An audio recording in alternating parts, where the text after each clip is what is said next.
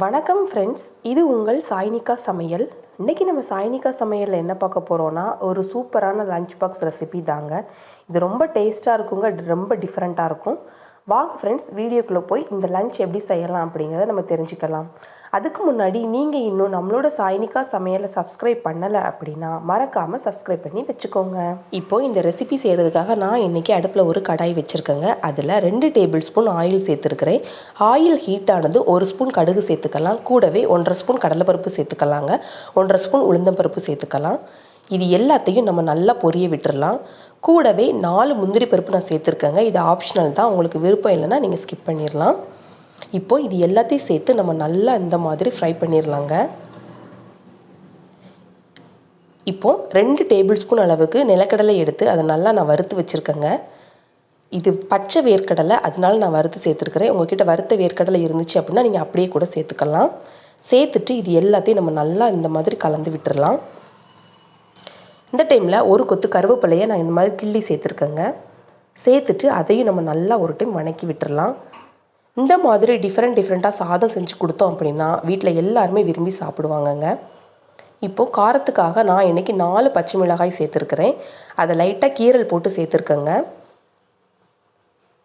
கூடவே 2 வரமிளகாயையும் இந்த மாதிரி கைகளால் கிள்ளி சேர்த்துருக்கிறேன்.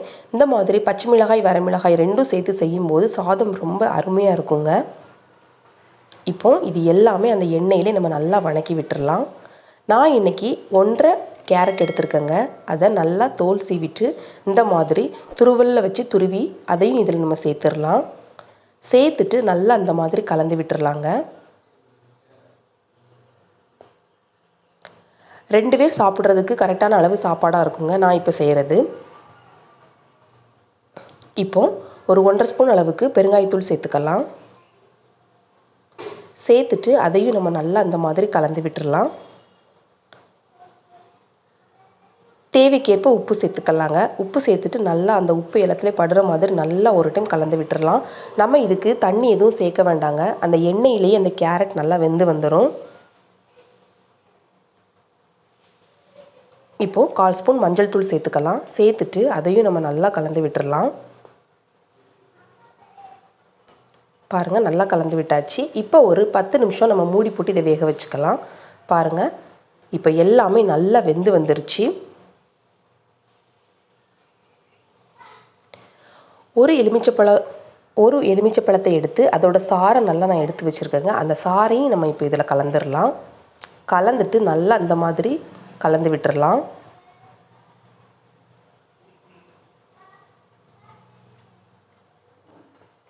இந்த மாதிரி எலுமிச்சப்பழ சாறு சேர்த்து இந்த கேரட் ரைஸ் செய்யும்போது ரொம்பவே அருமையாக இருக்குங்க.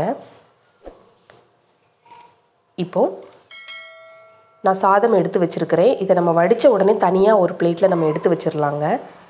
இப்போ அதில் நம்ம எடுத்து வச்சுருக்கிற அந்த கேரட் லெமன் மிக்ஸை இதில் சேர்த்துடலாம். சேர்த்துட்டு இந்த மாதிரி நல்லா கலந்து விட்டுடலாம். சாதம் எல்லாத்துலேயும் அந்த மிக்ஸ் படுற மாதிரி நல்லா அந்த மாதிரி கரண்டியால் கலந்து விட்டுடலாம். ரொம்பவும் அழுத்தியும் கலரக்கூடாதுங்க, சாதம் குழஞ்சிரும்.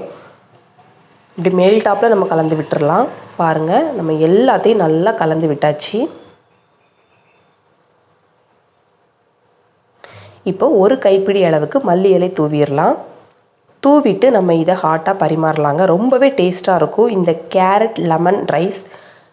நாங்கள் இப்போ இந்த கேரட் லெமன் ரைஸை சாப்பிட போகிறோம். நீங்களும் இதே மாதிரி செஞ்சு பார்த்துட்டு எப்படி இருந்துச்சு அப்படின்னு கமெண்ட்ஸ் பாக்ஸில் கமெண்ட்ஸ் பண்ணுங்கள்.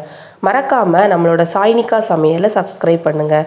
உங்களுக்கு இந்த வீடியோ பிடிச்சிருந்துச்சு அப்படின்னா லைக் பண்ணுங்கள், ஷேர் பண்ணுங்கள். நாளைக்கு மற்றும் ஒரு புது ரெசிபியோடு நம்ம சந்திக்கலாம். தேங்க்ஸ் ஃபார் வாட்சிங்.